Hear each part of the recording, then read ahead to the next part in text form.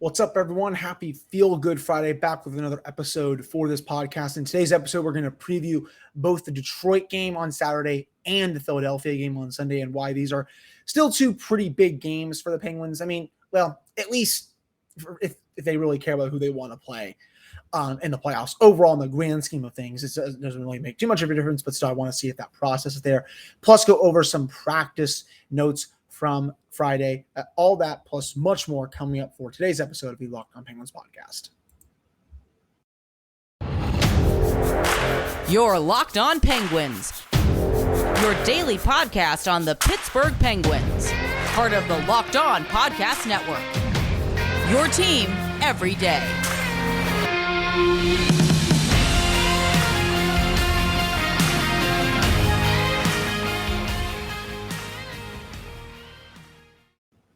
Hello, happy Feel Good Friday to you all. Welcome back for another episode of the Locked On Penguins podcast. I am your host, Hunter Hodes. Remember to follow me on Twitter at Hunter Hodes. Follow the show's Twitter at @Penguins. And of course, thank you all so much for making this your first listen of the day. So right back at it. This is probably one of the first months in a while where, at least for all the weekdays, I have not missed an episode yet. Thank God, nothing has come up or anything. I'm still prepared to have all 5 episodes for you all next week, and especially into the playoffs. I can't believe that this is, this third season of this show has flown by that quick. 3 seasons of covering the team for the show. I can't believe it. So let's start today's episode with some practice notes. Good news, if you all did not see on social media or didn't get an alert, Jeff Carter, he was at practice, full contact. Mike Sullivan said he is fine. He will be in the lineup. I think, if it was not so good news and he was day-to-day or something, it still would not have been that bad, because I do think someone like Carter could use a rest here down the stretch. I mean, yeah, he has almost 20 goals this year, but I think outside of that, he hasn't really been that good. Last night with Brian Rust and Jason Zucker for the game, only 3 chances for, 3 chances against. The expected goals for was in the tank. Both of those players badly need Evgeni Malkin back. And of course, Gino will be eligible to play in this game on Saturday, which will allow Carter to slide down the lineup. Jason Zucker, he was not at practice. I know some people got a little scared about that. But the Penguins, they still have this stomach bug going around the room. It's been over a week. Basically, well, they've only played 1 game now in almost a week's time, and the stomach bug is still there. Jason Zucker has that non-COVID illness. He will be traveling with the team, so he will be a game-time decision for Saturday and Sunday. He was able to play last night. Looked pretty good. Obviously got that goal. If he has to sit out a game or 2 due to the illness, it's really not the end of the world, though. If he is back, now the Penguins will have their first actual lineup decision to make it forward. This will be the first time that the Penguins will be fully healthy at the forward and the defenseman spot. So they're eligible to roll out both Crosby, Malkin, Carter, and Blueger at center. And then the wingers, they can do what they want. Who is going to be the odd man out if Jason Zucker is eligible to play on Saturday if he's feeling better? Is it going to be Brian Boyle? Is he going to be someone like Kasperi Kapanen? It's, in my opinion, it's one of those 2 guys. I don't think they're going to scratch Evan Rodriguez, though it would make a little more sense. It would make a little sense to scratch him too, but I still think it's going to come down to one of Boyle or Kapanen. I did not like Kapanen's game again last night when he had the puck on his stick. Nothing really of value happened. We're at the point now where, he might be the healthy scratch in the playoffs. I would not be surprised if Brian Boyle will have earned a roster spot with a full complement of forwards. I cannot speak today for some reason over someone like Kapanen, even though, Cappy has produced more this year. That's definitely not something I would have said at the beginning of the season. That's for sure, that Brian Boyle would potentially have a spot over him in a playoff lineup. Boyle almost had his 11th goal of the season against the Bruins. Jeremy Swayman had a beautiful save on him from about 5 to 10 feet out. So this is the time where Mike Sullivan's going to really start to tinker with the lineup. Who does he want for his game 1 opening lineup outside of Tristan Jarry if he's not eligible to play? He has his forwards. He has the defensemen. It's all about finding that right balance. The top 6 right now is pretty freaking good. You got Gensel, Crosby, Raquel. You got Zucker, Malkin, Brian Rust. Sullivan spoke today to the media and said how much that, Gino needs Brian on his line. Rust works with either of the two centers, but I think right now, especially with how Raquel is playing, Gino needs Rust a lot more. They put up great numbers together. So the second line should be much better this weekend and going forward with Gino coming back. Again, it'll allow Carter to slide down the lineup, see who he's going to play with and all that. And then the fourth line, with Brock McGinn back, he's playing well. Teddy Bluger, whatever you want to do with Rodriguez, Kapanen, Heinen, Brian Boyle. This team is very deep. I'm happy that we can hopefully finally see the full complement of forwards for the first time all year. It's going to take until game 79 or 80, hell, or maybe even 81 if Zucker's not able to play one of these two games, or either one of these two games, to finally see the team have 12 healthy forwards. It's crazy that it's taken this long, and 6 healthy defensemen. It's Pettersson looks like he's potentially going to win the job. Right now, I thought he had a good game against Boston. I think they're going to ride with him going to this weekend's worth of games. It looked like at practice day, he was on his usual pair with John Marino. So I think the coaching staff has wanted Pettersson to win that job. That's just me speculating. I think, though, they were kind of testing it a little bit, obviously, with putting Mark Friedman in there over him. Trying to say, hey, if you don't pick your game up, we are more than capable of putting someone like Friedman in there because, he's good offensively, can play fine defense. But, I do think they, in a perfect world, which hopefully what we're seeing right now, they want to see Pettersson in his usual spot. And I do think he's going to win that job come playoff time. As for goaltenders, who starts this weekend, I always have 50-50 shots with these, but I always somehow screw these up. I don't know why. So if you don't pay any attention to these, I totally understand. If I had to make a wager, though, I would guess Casey DeSmith gets the Saturday game against the Red Wings just because they're better.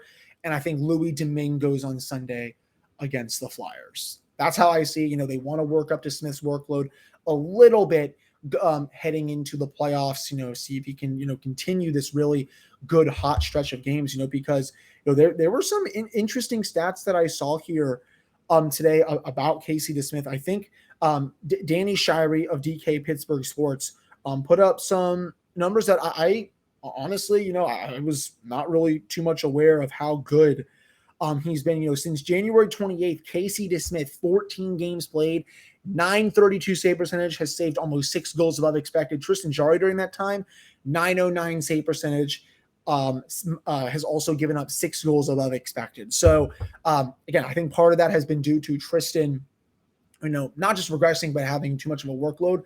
But when DeSmith has been called upon, he's been really freaking good. I know I read this today from Adam Gretz, since the beginning of April, DeSmith has a .940 save percentage. Since the beginning of March, he's at .930, .932. He keeps up this level of play, especially from last night against Boston. I'll say it again. The Penguins can win a series or win some playoff games until Tristan is ready to go. I know a broken bone in a foot can sometimes take a little longer than expected. I think from what I looked up, it's like a 4 to 6 week injury, though I'm not a doctor. I don't know how severe it is and stuff like that. But, that's potentially the timeline of what we're looking at right here. So, do that with you wish. A full playoff series, 7 games, is 2 weeks. So when the playoffs start, it'll be 2.5 weeks from when he got hurt, 2 weeks, 4.5 weeks. So it'll be right around the time where he's potentially ready to come back. But again, DeSmith, this was hopefully the start of him, just putting together some good performances and, I guess getting some more of the fan base on his side going into the playoffs, where it looks like he is going to be the starter, at least in my opinion. So again, I would guess Saturday I would go DeSmith. Sunday I would go Domingue. Both of these teams stink, but the Flyers I think are way worse right now than the Red Wings. And if you can't beat basically the C to D level version of the Flyers, what are you doing here, basically? But coming up in the next segment, we're going to preview the game against the Detroit Red Wings, and then the third segment we're going to preview the game against the Philadelphia Flyers. Before we get to that, though, have you tried the Puffs? If you haven't, you're missing out on one of Built Bar's best tasting bars. Puffs are the first ever protein-infused marshmallow. They're fluffy, they're marshmallowy, they're not just protein bar. They are a treat, and they're covered in 100% real chocolate. Puffs are a fan favorite with some incredible flavors: yummy cinnamon churro, coconut marshmallow, banana cream pie. They are all so good. These are going to be your new favorite, most likely. Also, all Built Bars are covered in 100% real chocolate. The puffs are included with those. You can go to built.com and scroll out into the macros chart. You will be blown away by what you see. Most Built Bars contain 130 calories, 4 grams of sugar, 4 grams of net carbs, and 17 grams of protein. You can go to built.com, use promo code LOCK15 and get 15% off your order. That's promo code LOCK15 for 15% off at built.com. All right, we're back here in this episode of the Locked On Penguins podcast. I am your host, Hunter Hodes. Remember to follow me on Twitter, Hunter Hodes. Follow this show's Twitter at LO_Penguins. So, third and final meeting against the Detroit Red Wings on Saturday, 12:30 p.m. start, NHL Network. So I'm going to have to find a stream for that. ESPN Plus, if the game is on NHL Network, you cannot watch on ESPN Plus. So a little bit of an early start date. Penguins sometimes play bad in afternoon games, but this is a very winnable game. The Red Wings, they're not good, and neither are the Flyers. But I'll put this out here right now. While these are very winnable games, and we should expect the Penguins to win them, hopefully, knocking on wood. Hopefully they're able to sweep this. That does not mean that these wins are a given. They're trap games. The Red Wings and the Flyers are going to play like their season is on the line. They have nothing to lose in these games. Sure, the season for them is over in a week. Maybe they're going to mail it in. I doubt it, but they're going up against a playoff team. They want to show what they can do going into next year. Some of these players are fighting for jobs on the NHL roster next year. So, these are not going to be just, gimme games for the Penguins. I shouldn't say a desperate team. A team that has nothing to play for is sometimes the most dangerous. So Penguins are still going to have to bring their A game if they want to win these games. So there will be no Dylan Larkin again. He had core muscle surgery, 8 to 10 weeks. It looks like Philip Zadina may not be able to play as well. Top line, Tyler Bertuzzi with Lucas Raymond. Raymond is going to be a flat-out stud. Love watching him. He's been one of their best players this year. Jacob Verana is on the second line with Pius Suter and Sam Gagner. Oscar Sundqvist, former Penguin, on the third line with Adam Ernie. And then defensively, obviously, Mo Seider is the guy you want to watch out for. He is going to be one of the best defensemen in the league very soon. In my opinion, I'd probably give him my Calder vote. If I had a vote for the PHWA chapter, he's already one heck of a player as a rookie, and he's going to continue to be like this. I remember there were some people coming out about him saying that he's only going to be a defensive defenseman. His offensive ability has just skyrocketed this season. He is a joy to watch. I know the Red Wings are not good, and they still, I think, have a long rebuild ahead of them. I'm curious to see what Steve Yzerman does for that team over the offseason. Does he go out and make a splash? I think that's we'll see. Is this the time? Because the Red Wings at the beginning of the season, this was a pretty decent team. They were in a playoff spot. There was talk, I think, about a month and a half to 2 months ago that they were saying like, oh yeah, we're going to chase down Boston, we're going to chase down Washington, all these teams, and then they just went on that massive losing streak. And I'm like, yeah. So about that, they had no chance of chasing down either of those two teams. There's not enough talent on the roster for them at this point. The Red Wings, they've lost 6 of the last 10, 1 in a row, 30 and 38 and 10 overall this year. Other defensemen, Philip Hronek, Mark Stahl, Danny DeKaiser. I still cannot believe Danny DeKaiser is on that team at this point. Alex Nedeljkovic, I would expect to get the start. Thomas Price is his backup. Nedeljkovic, he got lit the hell up. Obviously, last time when these two teams played, the Penguins put up 11 goals. That was the first time a team has scored 11 goals in the salary cap era. First time the Penguins have scored 10 plus goals in a game since 2012 in that Game 4 Penguins Flyers series when Jordan Stahl had a hat trick, and that was when they chased they chased Ilya Bryzgalov, and then Sergei Bobrovsky came in and he just got lit the hell up. So for the Penguins to win this game, they just gotta do what they did against the Bruins. Hopefully not as many shots on net, though. If there are a lot of shots, keep the Red Wings to the perimeter. They still have some decent forwards. Again, Tyler Bertuzzi is a very good finisher. Jacob Verana is very underrated. Lucas Raymond is good. Pius Suter, their bottom six is, filled with, I guess, NHL tweeners. But the players that I just named, they can definitely put the puck in the back of the net, and the Penguins will have to be very aware of them when they are on the ice. Again, I understand the Red Wings are not good, but that doesn't mean that this win is a gimme for them. The Penguins are going to have to go out there and take it. If they want to get a top 3 spot in the Metro and, They keep speaking about how they want to end the regular season on a high note. These final 5 games mean a lot to them. I guess that in a way they kind of do want to get that number 3 spot, even though they can't get number 1 and number 2. The Hurricanes and the Rangers clinched those 2 spots last night, though. Whoever's going to win the Metropolitan Division, that remains to be seen. At this point, Penguins, they got to play well defensively, got to continue to get good goaltending. The vibe check is obviously going to be there too. Now, even if they, I think, do bring a B effort, that's probably going to be enough to beat the Red Wings. But you don't want to have a total no-show against a team like this, especially with the Capitals still breathing down your neck. As I am recording this right now, it is about 5:15 on a Friday afternoon. Penguins are 2 points clear of the Capitals. Washington does have a game in hand.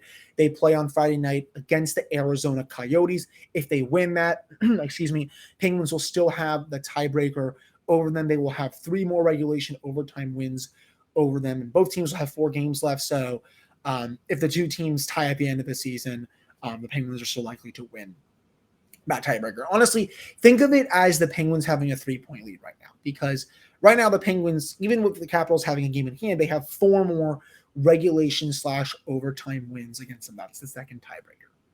So with 5 games left, they basically got to win all 5 to take them in the tiebreaker there. If the Penguins just win one of those games and they tie at the end of the season, the Penguins will get the number 3 spot in the Metro, and they will play either Carolina or New York, whoever does not win the Metropolitan Division. So just wanted to throw that out there for you all. Now, if Washington obviously does pass the Penguins will either get wildcard 1 or wildcard 2, depending on what happens with Boston. They're tied with the Bruins right now. Points-wise, obviously they're in a different division, but the Bruins still have a game in hand. But third and final time against the Red Wings at Little Caesars Arena. It's a much better arena than the Joe. The Joe just turned into such a dump over the years. I remember when I was watching the games when I was like 16, 17, 18, hell, even before that, these people you would always see the people stand up and they would be blocking the view. Similarly to like Iceberg was during the game last night. I know you all saw that if you were watching the game. Just Iceberg being a total schmuck, I think is the word to use. Just standing in the railway, blocking all the fans' view of the game, especially on TV. And I'm like, dude, get the heck out of the way. It was like that on steroids at the Joe. So I'm very glad that they have a new arena there. But, that's all I think I have to say about the Red Wings at this point. Their underlying numbers, they're not pretty. They only have 46% of the expected goals at even strength, 44% of the actual goals at even strength. They have a minus 39 goal differential. Goaltending wise this year, and goals for per 60, 2.36 for that, goals against per 60. They almost allow 3 a game. And if I can actually find the goaltending here, 909 goaltending this year. So that's honestly, it's not super terrible, but it's also, it's all right. I guess the Penguins, they should still be able to score, I think, in this game. I don't think Nedeljkovic or Thomas Greiss are that good. So that wraps up this preview segment for the game against Detroit. Coming up in the final segment, we are going to preview the game against the Philadelphia Flyers. Before we get to that, though, let's talk about BetOnline. It's your number 1 source for all of your betting stats and sports info. You can find all the latest sports developments, league reviews, and news, including this year's basketball playoffs and the start of the Major League Baseball season. BetOnline is your continued source for all of your sports wagering information, from live betting to playoffs, esports, and more. You can head to the website today or use your mobile device to learn more about the trends and the action that is BetOnline, where the game starts. All right, I'm back here on this episode of the Locked On Penguins podcast. I'm, of course, Hunter Hodes. Follow me on Twitter at Hunter Hodes. Follow the show's Twitter at LO_Penguins. So, final meeting against the Flyers. The Penguins have won the first 3 meetings against Philadelphia. If they were to sweep the Flyers, that would be the first time they've gotten a season series sweep against them in over a decade. For as long as I have been watching this team, they have not swept them in a regular season series. At least when I was doing a little bit of research, this is a series that usually goes back and forth. It is a very rare occurrence to see the Penguins potentially sweep their cross-state rival, but the Penguins will have that opportunity on Sunday. That's a 4:00 start time for you all. Nationally televised game on TNT. Not really sure which team is going to be covering it, if it's Brendan Burke and Darren Pang, or if it's Kenny Albert, Keith Jones and those guys. But so for Philadelphia this year, it has been a year from hell for the Flyers. I mean, this is a brutal team that have a lot of questions to answer going into next year. Right now, it does not even look like that Carter Hart is going to be in the lineup for that game. At least when I look at left wing lock, Martin Jones is their starter with Felix Sandstrom as the backup goaltender. Obviously, they've had no Ryan Ellis all year. Claude Giroux is in Florida. Sean Couturier is out for the year. Cam Atkinson's been banged up. I think this lineup was, as of yesterday, the pregame warm-up. Atkinson was not playing at all. Their lines right now, Scott Lawton with Kevin Hayes and Travis Konechny, James Van Riemsdyk, Joel Farabee on the second line, Morgan Frost with Owen Tippett on the third line, and then Oscar Lindblom on the fourth line with a couple other tweeners. Ivan Provorov on defense, Travis Sanheim on the second pair, and Keith Yandel is still down there. Ristolainen is also not in the lineup. This has just been there are players on this team that I have no clue who they are. One of them at least, one of them is named Bobby Brink, is apparently a top 6 winger right now for the Philadelphia Flyers. There's also someone named Noah Cates in their bottom 6. There is, let me see if I can click this guy's name, Zach McEwen. There are 3 players right now who I have absolutely no clue who they are. They have a player that's playing on the top pairing named Ronnie Attard. I literally have no clue who that guy is. That just goes to show how brutal of a season has been there in Philadelphia. You look at their underlying numbers this year. If I can scroll back here on Money Puck, 46% of the expected goals, 46% of the actual goals, minus 27 goal differential. Goaltending wise, if I can go here, 9-12, so a little bit better than the Detroit Red Wings, though, for goals per game. If I can get to that real quick. 2.43 goals per 60, almost 3 goals against per 60. So not the greatest numbers there. This game should be a bit easier for the Penguins to win, though I should be cautious of saying that because this will be the second of the back-to-back, and we'll just play the game 24 hours before. I'm also going to look to see if the Flyers I'm making sure that if they're playing on Saturday, give me a second here. Philadelphia actually just beat the Canadiens on Thursday. They're not playing tonight. They do not play on Saturday. So again, I would assume that Martin Jones will be the starter there unless Carter Hart comes back from injury, but I don't think that's going to happen right now. It's just it is very weird to see the cross-state rival team this bad. So overall, that should be a very winnable game for the Penguins. There's honestly really no excuse to lose that game against the Flyers. Now, this team all year, they have 24 wins. They have 54 losses. They've also lost 7 of their last 10 games. They've on a 1-game winning streak, but again, they took down the Montreal Canadiens during that time, a team that's actually basically worse than them at this point. So a very hopefully good weekend coming up here for the Penguins. If they're able to win these 2 games, they will strengthen their hold on third place in the Metropolitan Division and make it that much harder for the Washington Capitals to catch them, because after this game for Friday night for the Capitals against Arizona, they will play the Maple Leafs. Then they have the home and home versus the Islanders, and then they have a date with the New York Rangers to end the season. That game could mean a lot for the Rangers because they're still chasing down the Carolina Hurricanes. Rangers and Hurricanes will also play each other on Tuesday of next week. That could very well decide who wins the Metropolitan Division. Is going to come down to the wire. We're not going to know who the Penguins will play in the playoffs until next Friday. I mean, that's the reality of the situation right now. There's one matchup that is locked in. The Minnesota Wild will play the St. Louis Blues. That is going to be a popcorn-filled series. I will gladly stay on my couch and drink all the beers and eat a lot of popcorn watching those 2 teams go at it. Those 2 teams just cannot stand each other. So 2 big games for the Penguins this weekend. See what happens with them. Thank you all so much for listening to another episode of this podcast. And, honestly, with 4 games left, just want to say thank you so much to you all for, the continued support of this podcast. We're almost wrapping up season 3, going into the playoffs. Let's hope for a long run here. For us, I've been doing this podcast for the last couple of years for playoff runs, and each time they have fallen flat on their faces. So I'm hoping that maybe this year is the year that they can go on a little bit of a deeper run. I'm crossing my fingers so I can continue to deliver, that top-notch Penguins content for you all. So I just want to say thank you all so much for continuing to support the show throughout the season. I very much appreciate it. I'll be back with 5 more episodes starting on Monday of next week. We're going to recap the games against Detroit and Philadelphia. We'll see what happens for that. Hope you all have a wonderful spring weekend. The playoffs are about a week and a half away. I can't wait. The weather's beautiful. It's, I love this time of year. It's the absolute best. So hope you have a great rest of your Friday. Have a wonderful weekend. I'll talk with you all on Monday.